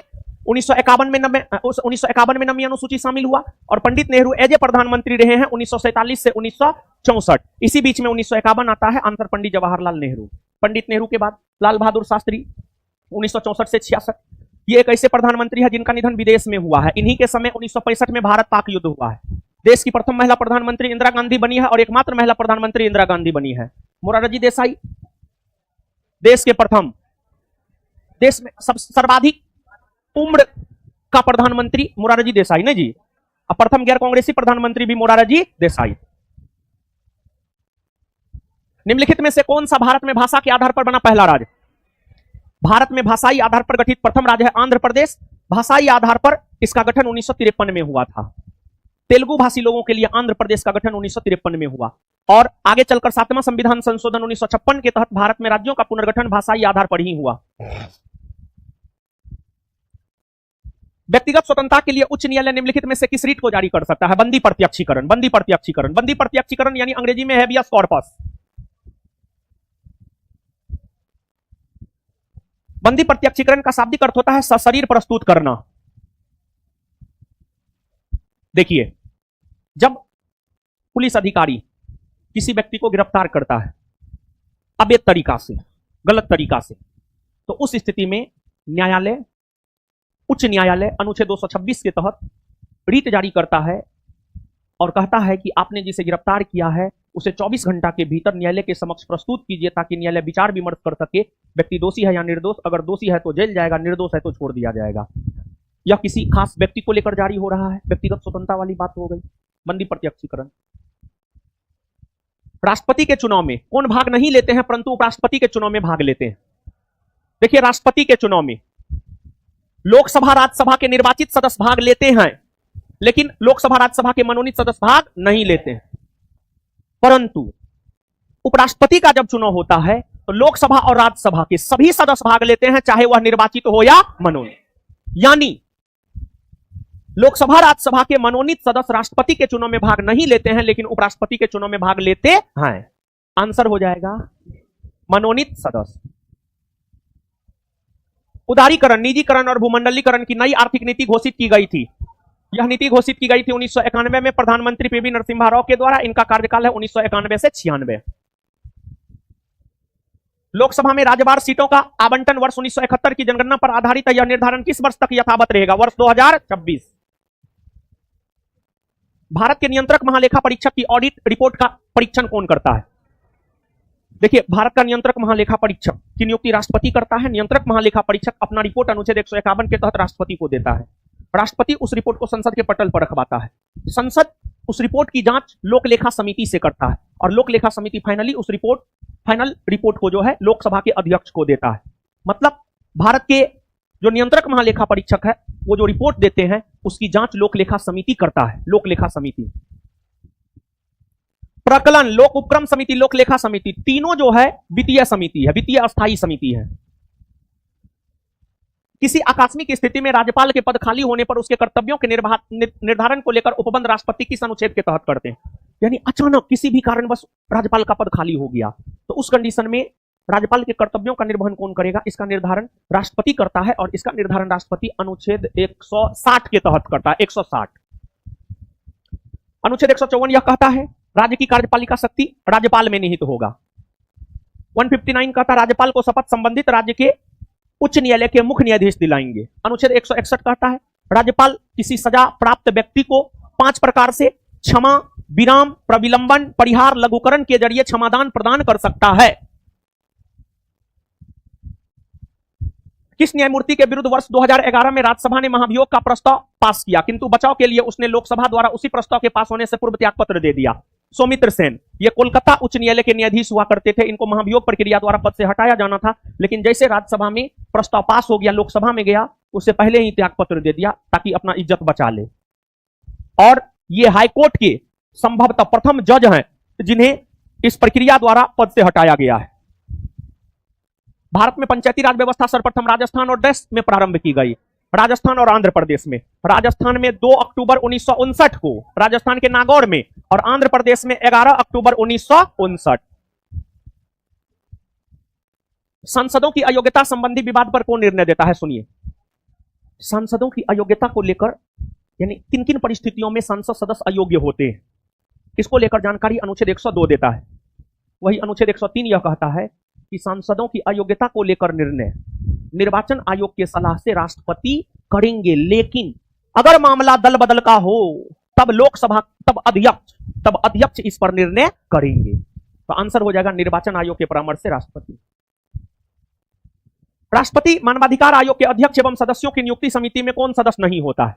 देखिए, ध्यान दीजिएगा, मानवाधिकार आयोग के अध्यक्ष एवं सदस्यों की नियुक्ति राष्ट्रपति 6 सदस्यीय समिति के सिफारिश पर करते हैं, और जिस 6 सदस्यीय समिति के सिफारिश पर करते हैं उसमें एक प्रधानमंत्री होते हैं, दूसरा गृह मंत्री होते हैं, तीसरा लोकसभा में विपक्ष का नेता होता है, लोकसभा में विपक्ष का नेता होता है, लोकसभा में विपक्ष का नेता होता है, चौथा राज्यसभा में विपक्ष का नेता होता है, राज्यसभा में विपक्ष का नेता होता है, पांचवा लोकसभा का अध्यक्ष होता है, छठा राज्यसभा का उपसभापति होता है, राज्यसभा का उपसभापति। राज्यसभा का सभापति इन 6 सदस्य में नहीं होता है। आंसर हो जाएगा आंसर राज्यसभा का सभापति।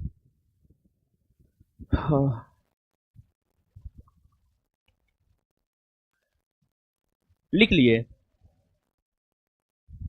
केंद्रीय सूचना आयोग की स्थापना किस वर्ष हुई? सूचना का अधिकार अधिनियम 2005 में पारित हुआ और सूचना का अधिकार अधिनियम 2005 के तहत ही वर्ष 2005 में ही केंद्रीय सूचना आयोग का गठन हुआ है। भारत की ध्वज संहिता 2002 के अनुसार भारत के राष्ट्रीय ध्वज के बारे में निम्नलिखित कथनों पर विचार कीजिए। कथन है, भारत के राष्ट्रीय ध्वज का मानक का माप इतना है गलत। ध्वज की लंबाई से ऊंचाई का अनुपात 3:2 है, सही है। एक गलत है किंतु 2 सही है। डॉक्टर्स विदाउट बॉर्डर्स जो प्राय समाचारों में आया, देखिए सुनिए, ये मेडिकल जगत से संबंधित संगठन है। ये आपदा वाली स्थिति में, आकस्मिक स्थिति में लोगों को मेडिकल की सुविधा प्रदान करता है और यह एक गैर सरकारी अंतरराष्ट्रीय संगठन है। इस संगठन की स्थापना 1971 में हुई है और इसका मुख्यालय जेनेवा में है। तो यह एक गैर सरकारी अंतरराष्ट्रीय संगठन है, विपदा की स्थिति में मानवों को मेडिकल की सुविधा उपलब्ध करवाता है। धन्यवाद सभी लोगों का, मिलते हैं अगले क्लास में। पहले हमको निकलने दीजिए, तब आप लोग निकलिएगा। लड़की लोग इधर से निकल जाइएगा, लड़का लोग उधर से। लड़की के बीच में कोई लड़का मत आइएगा।